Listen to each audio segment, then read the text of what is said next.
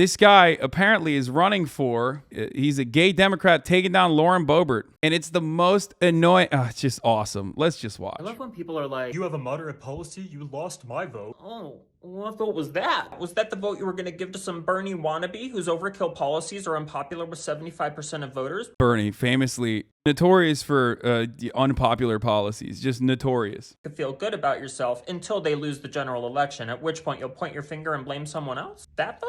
Oh, honey, your vote got lost a long time ago. Democrats need to wake up. Jesus, in order to legislate, we have to win. Go to walkerforcolorado.com and stop complaining. Woo! He's awful.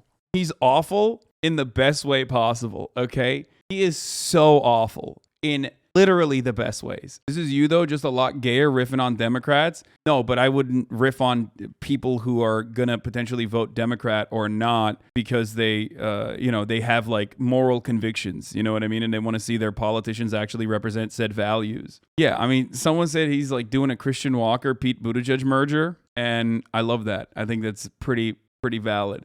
I mean, it's brilliant because he's literally telling you like, oh, in Colorado, a state that like Bernie won, you're a idiot for even wanting good things. You stupid idiot. You stupid dumbass. Why would you want things? I'm running for Congress. Vote for me now. I'm a Democrat. Just vote for me, you idiot. Wanting things is stupid. Can you guess how popular Bernie Sanders' policies are? What percentage of Americans support making marijuana use legal? I don't know. 90. Not quite. 66%. Takeaway. Americans are agreed with Sanders on this one. Medicare for all. Oh, this is going to be faulty. That's bullshit. That's actually bullshit. Oh, fucking classic. Classic 538, dude. No, don't be a fucking idiot, chatters. No, they did the thing. They did that fucking thing where they took literally the worst polls possible for it, okay? Suck my dick. 1,000,000%. Oh, yeah, we're not in any way, shape, or form advocating for neoliberalism by using the worst possible polling for Medicare for all. It's 70%. I'm willing to bet it's like they took the absolute worst poll they possibly could.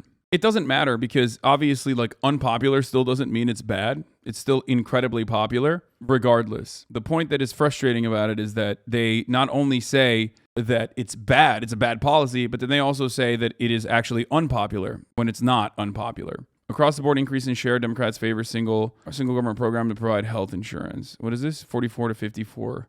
About 7 in 10 voters favor a public health insurance option. Medicare for all remains polarizing. 55% of voters support Medicare for all, while 32%, including 62% of Republicans, oppose the single-payer plan. 68% of voters support a public health insurance option, including 80% of Democrats. We're not going to get any of that anyway. It doesn't matter.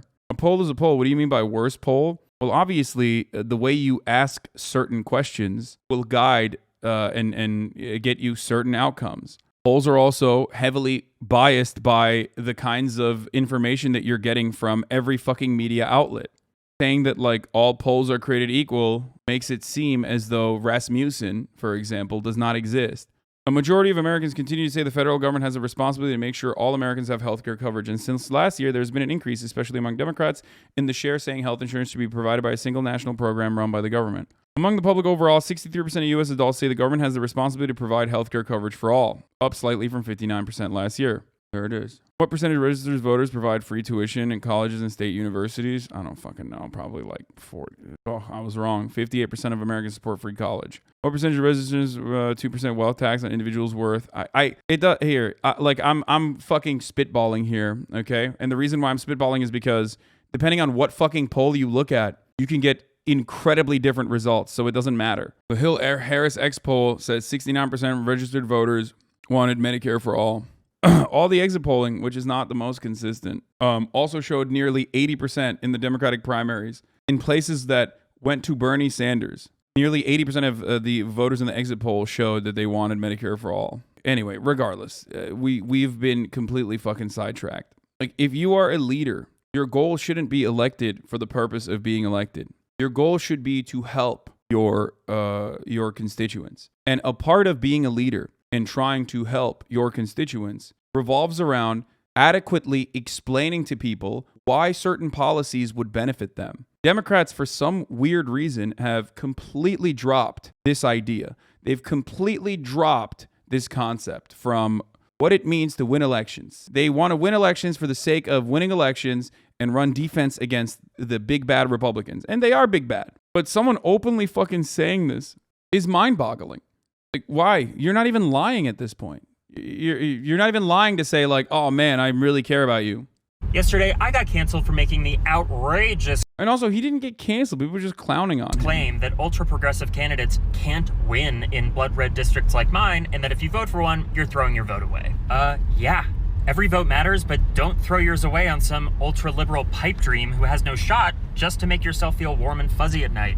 Like, that's not why people vote, man. What the fuck? Maybe because your own personal, like, I don't know, needs are taken care of, that you advocate for this, but it's fucking crazy to say, like, ultra-liberal and people are voting for their fifis. Like, the fuck?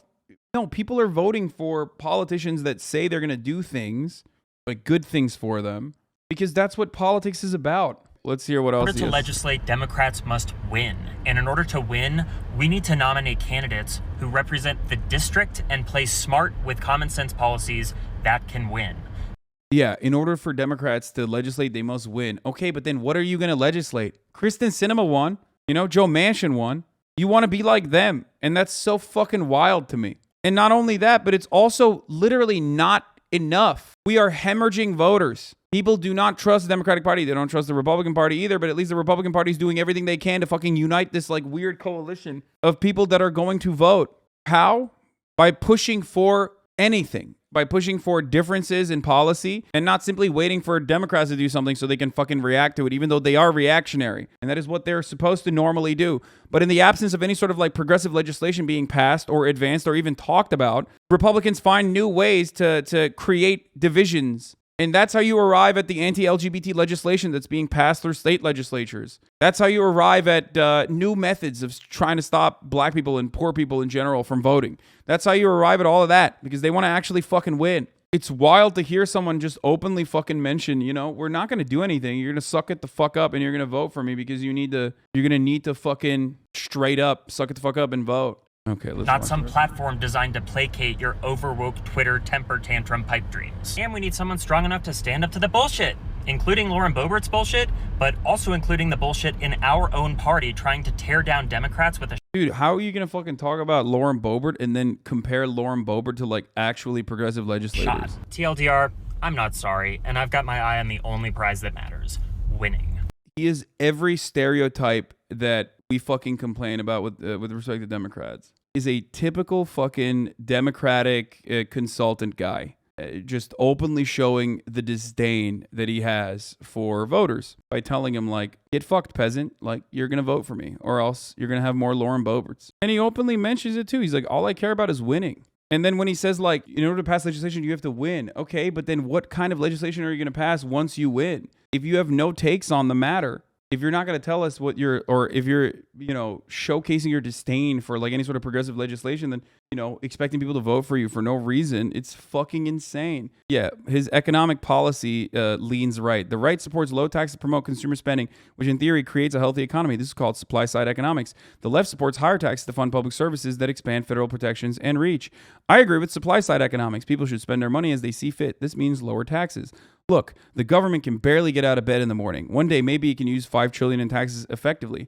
That day is not today. Families struggle while the government bickers over bourbon and smoky rooms. I built my career defending and growing local economies. I can help untangle this economic mess. But then he's talking about corporations pay just 7% of federal tax revenue, and he wants to tax the rich. I feel like he went and picked the least favorable position he could. Like there's also active disdain towards the wealthy, and instead of capitalizing on that, he's just like, no, you're wrong, you fool. I love that being a progressive nowadays is just not doing hate crimes and saying rich people should pay taxes. What the fuck is this country? Not even rich people. No. Remember, he is not even in favor of rich people paying taxes. He just wants corporations to pay taxes. That's it. He's just a socially liberal Republican. I mean, there's a lot of people like this in the Democratic Party. I think he's just the most honest Democrat possible. And I think he's going to fucking lose, most likely. I think this is just a way to launch a career as like an MSNBC commentator because Democrats, and especially the Democratic media conglomerate absolutely loves pathetic fucking losers. Oh, and the closer they are to being a Republican, the better it is. Oh God, please. It's incredible. Please give me more of this. He is a Democratic policy machine materialized into a human being. And ultimately, he's going to become an MSNBC commentator, most likely.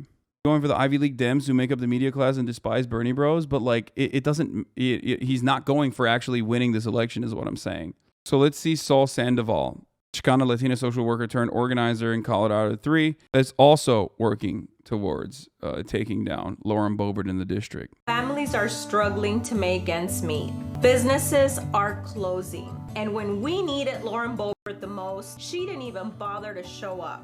I'm running for Congress because our schools are underfunded. We can't afford to get sick. And we're living to work instead of working to live. But I can't do this alone. I need your help. Chip in what you can. And together, we will. Alex Walker's ads are better just saying.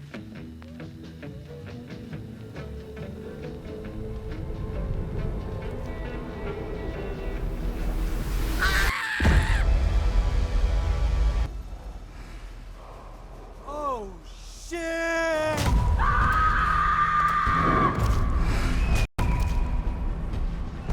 It's an incredible ad.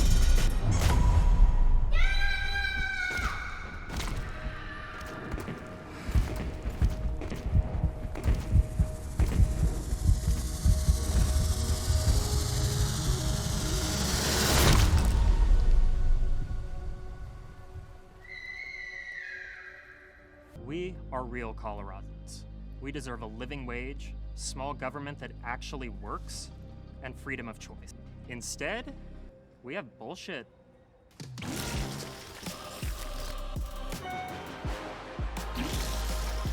Don't you ever wonder where it's all coming from?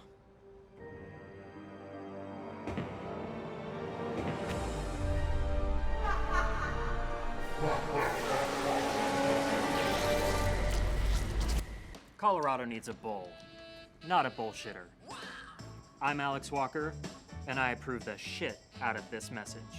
Incredible stuff overall. I mean, brilliant. Dude, it's like there's clearly money to be made in this situation. You're running against a high profile congressperson, high profile for all the worst reasons, and you're doing it in this way. We've seen big campaigns like this fucking blow up over and over again after, raising a fuckload of money. And I don't know. It seems like this is not all that different. Jamie Harrison, Amy McGrath, a race for CD3 Titans. We asked candidates about their policy positions. If elected, will he bring funds to Colorado's third congressional district? How will he bring funds? Sandoval says, I'll start off by voting for legislation like the COVID-19 relief package and the infrastructure bill that will bring real and needed federal investments into CD3. We have so many needs that could be met that aren't, including roads, bridges, water, and conservation projects. I will join other members in Colorado delegation to ask for members designated projects in CD3. That's your job as a representative. That's pretty good. Great representative has experience at the negotiating table or experience creating national attention for local issues. I have both. I spent 10 years building a successful career in business, and my already national campaign is proof that I can fight big for the folks at CD3. So yeah, he's going to be, annoying like Boebert. I won't request earmarks because they're a tool for Nancy Pelosi and Democrats to buy votes. However, I've been very successful through the appropriation process. The Democrats deserve, not Democrats, sorry. Republicans do kind of deserve all the shit like they live through. I mean, the unfortunate reality is how do you vote for this person, dude? Like the answer is just you could have had every option to just be normal and you chose crazy mode. I won't request earmarks because it's a tool for Nancy Pelosi and the devil. As the representative for Colorado's 3rd Congressional District, I advocated for rural Colorado to the Appropriations Committee and was able to secure 9 appropriations requests signed into law that will support our district. We need more members of Congress to follow the appropriations process. That's why I voted against Pelosi's $1.5 trillion, 2,700 plus omnibus spending bill and introduced the balanced budget amendment. Dude, that's awesome. It's like, how will you bring more money to Congress? And she then goes on a fucking tangent about how the way that currently the way that budgeting works is actually abused by Democrats, Nancy Pelosi. That's why when there was money for the district to be earmarked, I decided fuck you, and instead wanted to balance the budget. Respect. Only a select number of bills introduced each session are ever enacted law. What strategies would you pursue? End of all, start with my priorities, which are education, healthcare, more opportunities for working Coloradans. My strategy would be to work not against other members of the Colorado delegation to get things done. We can increase the use of telemedicine to make healthcare more available to rural communities. I like Senator Bennett's Medicare X proposal to create a public option by expanding Medicare eligibility to underserved areas. Love that. One thing I won't do is copy Lauren Boebert, who has yet to pass a single bill, even out of committee. If you want to get things done, you need to learn about how government works while asserting yourself as a leader. I would sponsor and co-sponsor bills across the aisle based on my values and the voice of the people in our local communities who elected me. I mean, he's just like giving politician-ass answers, dude. I don't know what to tell you. It's just like straight, pure politician answers. Dude was a tech bro and has media training that money paid for. As a member of the minority, I speak up as loudly as I can to make sure bad bills and bad policies are exposed.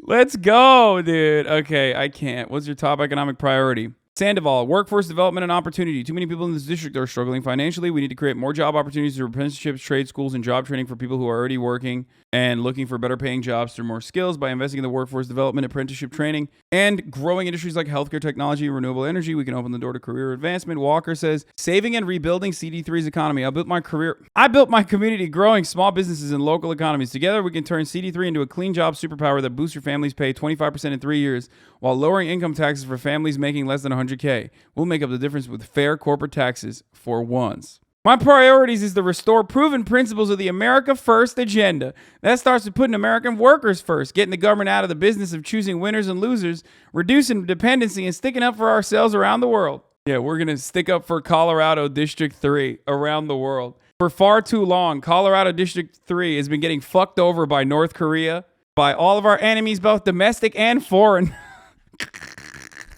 We prove this approach elevates all of our citizens economically, keeps pace around the world, and allows us to prosper in an environment where jobs are plentiful, inflation is low. Just nothing. Jusha for Colorado. Yeah, exactly. We will be doing Jusha-style politics of self-reliance in Colorado District 3. Oh, cringe. Okay. Yeah, this guy, I'll look more into every candidate, but, you know, this guy is awesome. Much respect to Alex Walker.